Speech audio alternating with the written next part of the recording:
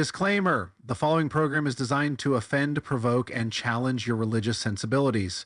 It contains content that will likely offend anyone who holds religion sacred. This is for those with thick skin or a taste for the harsh truth.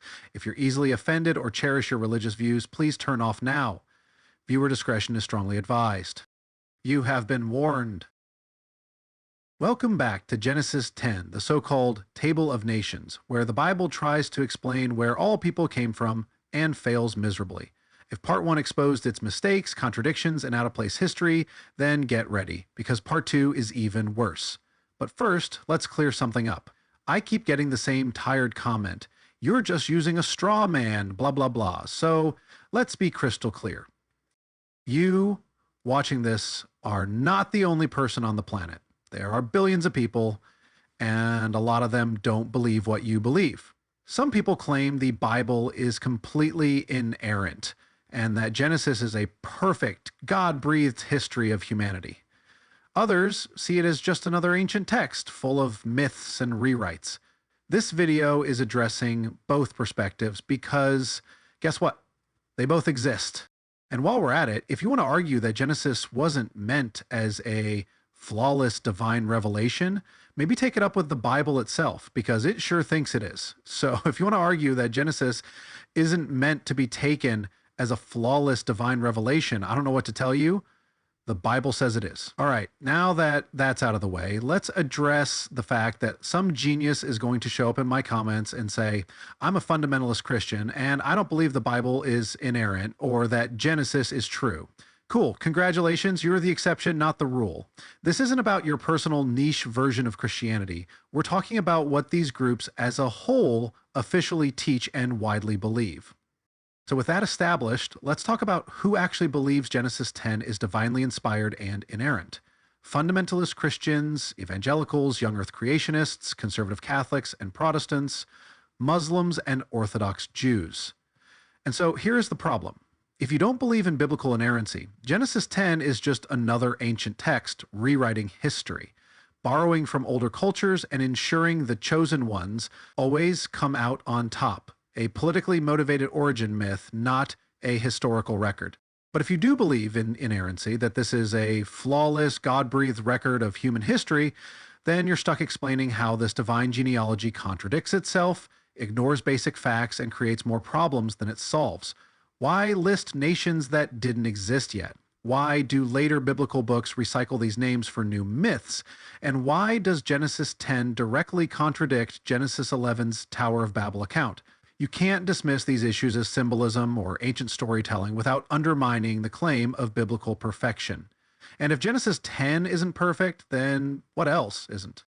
So here's the deal. If you don't believe in inerrancy, sit back and enjoy watching Genesis 10 collapse under its own contradictions. But if you do, then good luck explaining how a supposedly perfect God couldn't even get basic geography right. Now, let's dig into it. We already took Javan and Magog to task in part 1, but Genesis 10 has even more to unpack. Beyond those two, the text lists the other sons of Japheth: Gomer, Madai, Tubal, Meshech, and Tiras, and then details Gomer's sons, Ashkenaz, Riphath, and Togarmah. Frankly, I don't want to dedicate an entire video to these, but it's important to note that the list goes deeper than just Javan and Magog. So we're going to run through them very quickly. If this bores you, skip to the next section, but I'm refusing to skip it. I consider it important. Gomer likely represents the Cimmerians, a nomadic Indo-European group from the steppes that moved into Anatolia around 1000 BCE. His sons, Ashkenaz, Riphath, and Togarmah, are tied to regions in Anatolia and near the Black Sea, not the later Jewish Ashkenazi. Madai connected to the Medes, an Iranian power that emerged around 700 BCE. However, the name appears in Akkadian texts as early as the 12th century BCE, showing this genealogy reflects later geopolitics. Tubal and Meshichi, likely the kingdom of Tabal, Tubal, and the Mushki people, Meshich, in Anatolia, possibly linked to the Phrygians. Later, these names get repurposed in Ezekiel as end-times villains. Tiras is the most mysterious one, and I couldn't find much on it, but some scholars connect him to the Thracians or Etruscans, but others suggest he was part of the Sea Peoples who caused chaos around 1200 BCE. Genesis 10 isn't a record of a post-flood world, it's an Iron Age world map disguised as divine genealogy. The text uses the term goyim, or at that time nations, here for Gentiles, and the phrase isles of the nations to divide the world into a select group, establishing early on who counts in the divine narrative. This selective guest list sets up later biblical conflicts. Japheth's descendants are portrayed as peripheral, Ham's descendants are conveniently marked as the future enemies of Israel.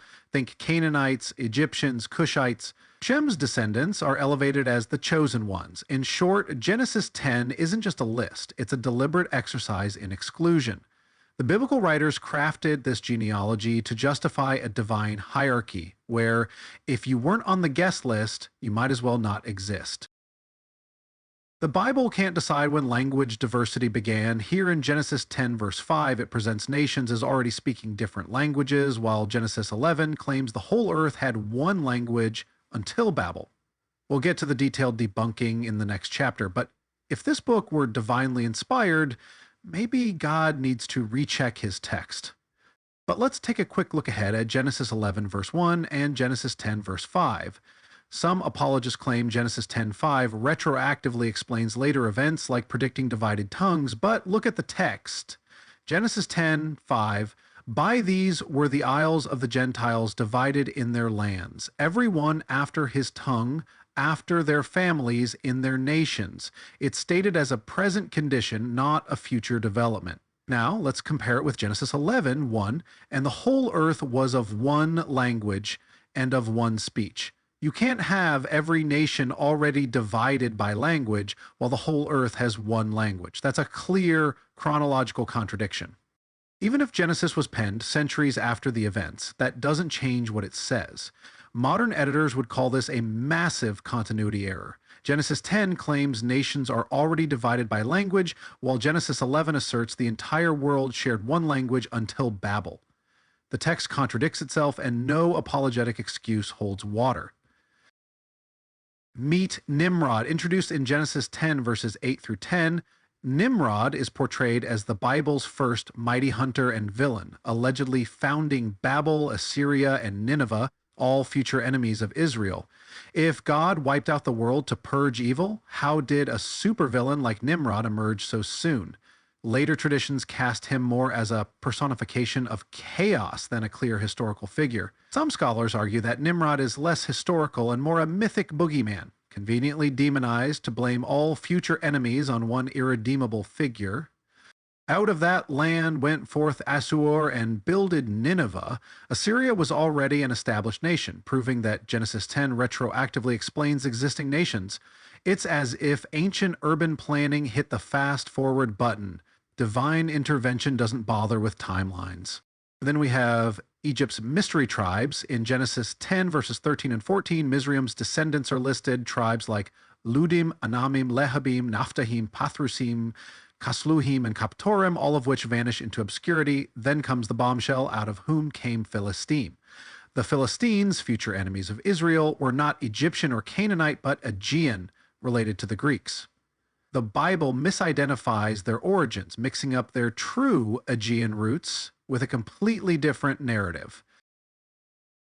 Genesis 10:15 through 19 lists the descendants of Canaan: Sidon, Heth, Jebusite, Amorite, Girgasite, Hivite, Arkite, Sinite, Arvadite, Zemarite, and Hamathite, essentially all the people Israel would later confront or wipe out.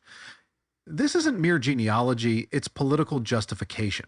By designating these groups as descendants of cursed Canaan, the text pre-approves their later subjugation and erasure. In other words, if you're born from Canaan, don't get your hopes up. Genesis 10:20 through 31 emphasizes the importance of Shem's line. After all, Abraham comes from this line, and the Israelites trace their heritage here. This section establishes the chosen people narrative, relegating Japheth and Ham to secondary status. It's like the biblical version of first pick. If you're not on Team Shem, you're basically in the minor leagues of history. Genesis 10:32 concludes with, "These are the families of the sons of Noah after their generations in their nations." This isn't a comprehensive world map. It ignores vast regions, the Chinese, indigenous Americans, Australia, etc. Instead, it's a political document, a divine guest list that justifies future conflicts. At the end of the day, Genesis 10 isn't history. It's an ancient roll call where only certain nations get a mention. If you're not on the list, it's like you don't exist. That's why the Bible conveniently ignores entire civilizations like indigenous Americans, the Chinese, and basically anyone outside its narrow world map. And if you are on the list but in the wrong bloodline, well, bad news. Your descendants are probably on God's hit list. But don't get too comfortable. We're heading back to Revelation next, and if you thought Genesis had problems, just wait until we dive into the most over-the-top, apocalyptic, nightmare-fueled fever dream in the entire Bible. Symbolism? Through the roof. Contradictions? You already know. End times paranoia? Cranked up to 11. So sharpen your swords, polish your seven-headed dragon statues, and get ready. Stay skeptical, stay sarcastic, and keep trolling the verse.